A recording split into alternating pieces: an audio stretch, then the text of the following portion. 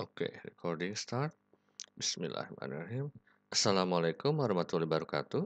Perkenalkan, nama saya Rizky Aditya Surya Pratama atau biasa disingkat SP, SSIMT. Lalu di video kali ini yaitu mata kuliah komputasi. Di pertemuan keempat saya akan bahas mengenai intensifikasi proses atau mungkin lebih sering dikenalnya dalam bahasa Inggris ya, Process Intensification atau disingkat PI. Oke, itulah inti dari video kali ini. Sebelum saya masuk ke materi, seperti biasa, mungkin saya akan memberikan video dulu ya mengenai proses intensification itu sendiri, di mana sumbernya dari AIC Connected YouTube Channel.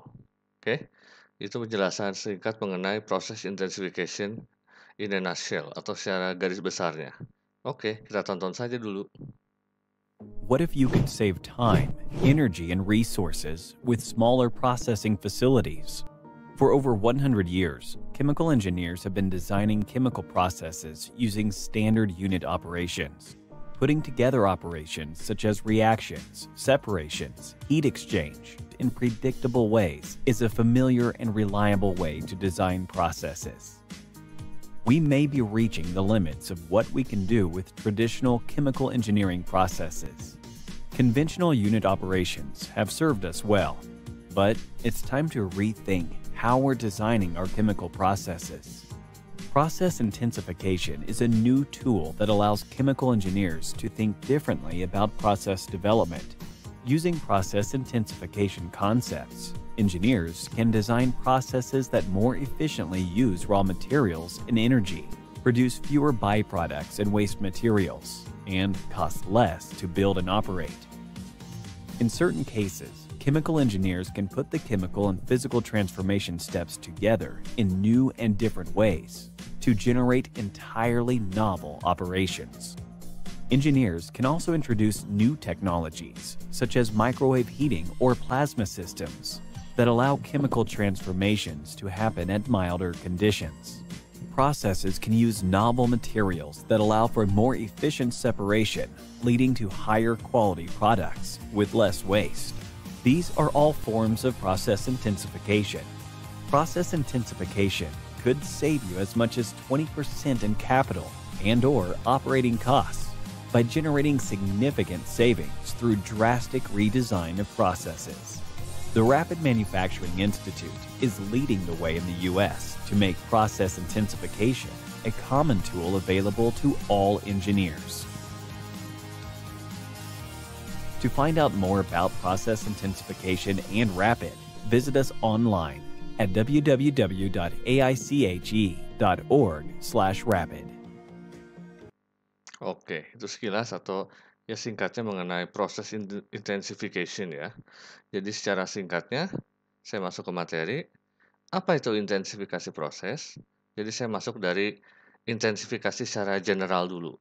Jadi intensifikasi by definition adalah sebuah usaha untuk meningkatkan mutu ya dalam hal ini kualitas dan juga jumlah yaitu kuantitas hasil produksi dengan cara meningkatkan produktivitas dan juga cara kerja kita gitu. Nah, pengembangan peralatan dan juga metode proses dan juga sistem pemrosesan itu yang inovatif dan jika dibandingkan dengan yang umumnya digunakan saat ini, itu akan mampu membawa perbaikan yang sangat substansial dan signifikan. Jadi intinya dari intensifikasi proses ini adalah using much less to produce much more. Less di sini bisa ya, ini kesimpulan dari video tadi ya. Jadi bisa dibilang less di sini kita membutuhkan investasi yang lebih rendah, lalu dari segi ruang, waktu, bahan baku dan juga energi juga lebih sedikit gitu yang dibutuhkannya. Untuk menghasilkan more, lebih dari yang diharapkan. Jadi bisa meningkatkan produktivitas dari puluhan hingga ribuan persen. Itulah tujuan utama dari intensifikasi proses ini. Using much less to produce much more. Oke. Mengapa perlu intensifikasi? Jadi, untuk apa sih intensifikasi ini? Kenapa perlu sekali? Jadi ada 3 alasan kenapa intensifikasi ini sangat diperlukan. Yang pertama adalah karena intensifikasi proses ini dapat meningkatkan unjuk kerja alat atau performa alat ini setinggi-tingginya, namun dengan upaya serendah-rendahnya. Kembali yang tadi ya, using much less to produce much more. Lalu tingkat kompetisi juga yang kian tinggi itu akan menuntut adanya unjuk kerja yang makin tinggi pula. Jadi makin ke sini atau makin modern itu persaingan juga semakin ketat ya, terutama dalam industri sehingga kita membutuhkan bagaimana sih performa yang sangat efisien, tapi bisa memberikan hasil yang setinggi-tingginya. Itulah, inti dari kenapa perlu intensifikasi. Dan yang terakhir dari cost, karena sekitar dari 10 sampai 20% seperti di video tadi, harga dari suatu pabrik itu ditentukan oleh harga peralatan. Aset-asetnya itu yang paling penting di pabrik atau industri, itu dari peralatannya.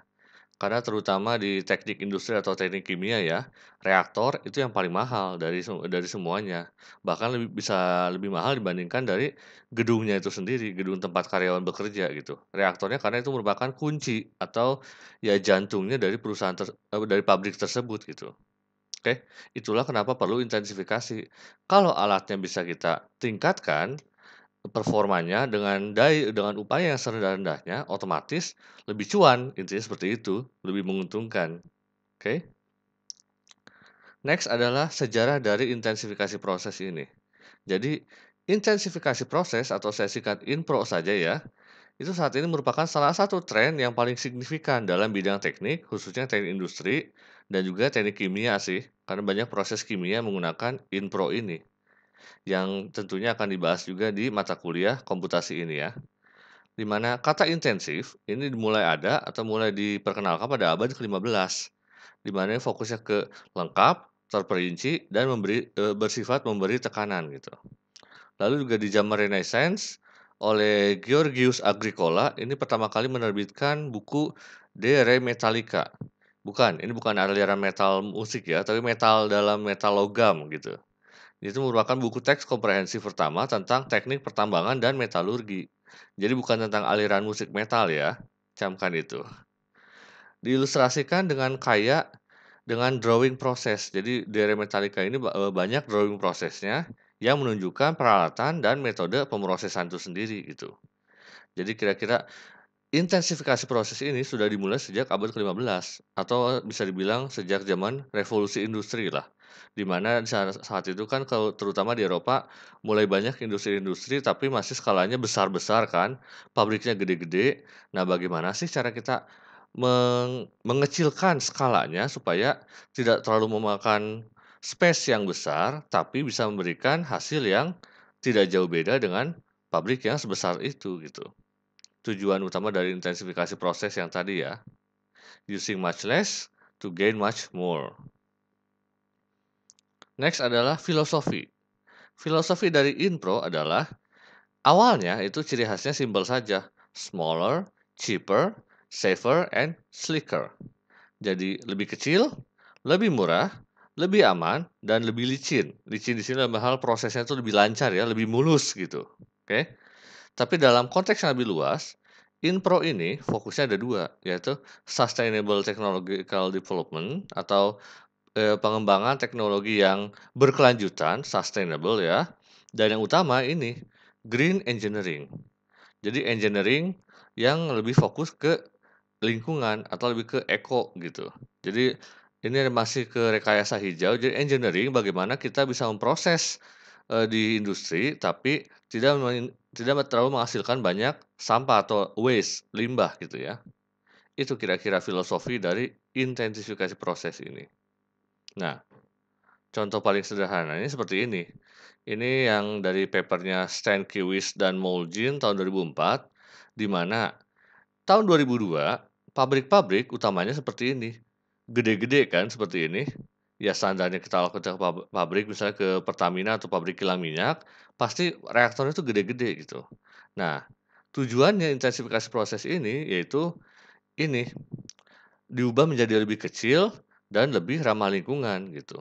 Jadi intinya smaller scale of plant.